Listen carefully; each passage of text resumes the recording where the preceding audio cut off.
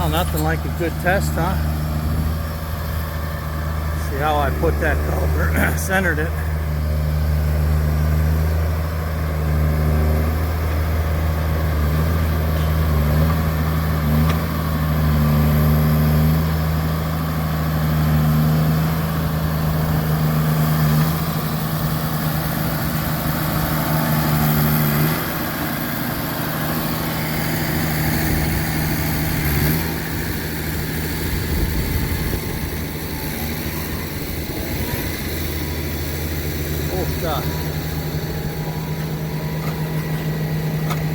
It's in that ditch. This thing's too long. It needs a 30-foot culvert, to be honest.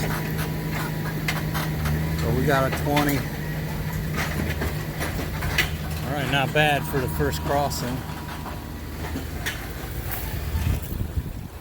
Once you get them packed down on the sides, they're pretty stout. That's why I use double wall.